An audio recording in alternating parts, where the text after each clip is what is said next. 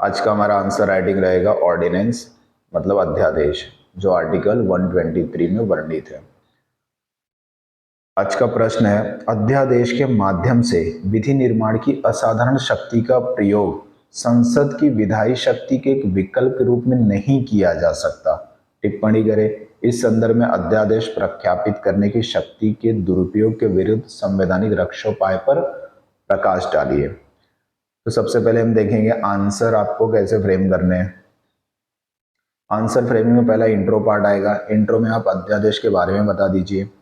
Second part आएगा body को दो पार्ट में ब्रेक करना है। सबसे पहला इस आंसर को ब्रेक करिए। पहला उसने बोल दिया है विकल्प के रूप में नहीं, क्योंकि संसद के विकल्प के रूप में नहीं होगा।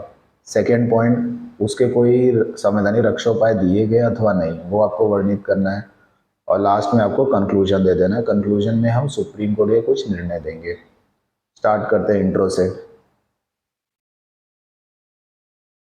अनुच्छेद 123 के अनुसार जब संसद का सत्र न चल रहा हो और राष्ट्रपति को यह समाधान हो जाए कि कार्यवाही करना आवश्यक है, तो वह अध्यादेश जारी कर सकता है। ये अध्यादेश के बारे में आर्टिकल 123 में ये पार्ट लिखा हुआ है। अध्यादेश संसद का सत्र प्रारंभ होने की तिथि से 6 सप्ताह तक लागू रहता है। यदि इस अवधि के भीतर संसद द्वारा उसका अनुमोदन कर दिया जाता है तो वह स्थायी हो जाता है, अन्यथा वह समाप्त हो जाएगा। इंट्रो में इतना पार्ट बहुत है। अब आते हैं बॉडी पार्ट पे। बॉडी में दो पार्ट है। सबसे पहले फर्स्ट पार्ट देख लेते हैं।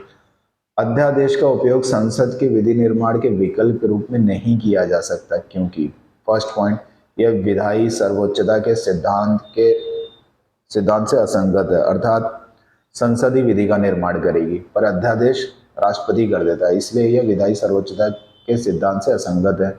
सेकेंड पॉइंट, राष्ट्रपति द्वारा अध्यादेश जारी करने वाले कारण असद्भावी हो सकते हैं, क्योंकि राष्ट्रपति केंद्र के कहने पर अध्यादेश जारी कर सकता है, तो कारण असद्भावी हो सकते हैं। बॉडी का सेकेंड पार्ट देखते हैं।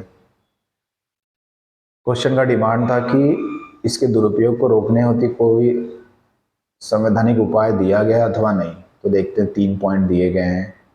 अध्यादेश केवल तभी जारी किया जा सकता है जब संसद के दोनों अथवा किसी एक सदन का सत्र न चल रहा हो।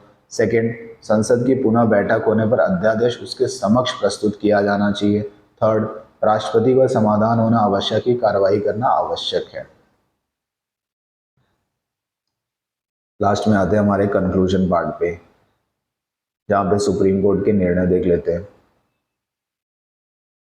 पहला, सुप्रीम कोर्ट के अनुसार यदि कार्यपालिका द्वारा एक ही विषय पर बार बार अध्यादेश जारी किया जाता है तो नागरिक का यह कर्तव्य है कि वह ऐसे अध्यादेश को न्यायालय में चुनौती दे। और न्यायालय में चुनौती देने से क्या होगा, वो सेकंड पॉइंट भी आपको समझेगा।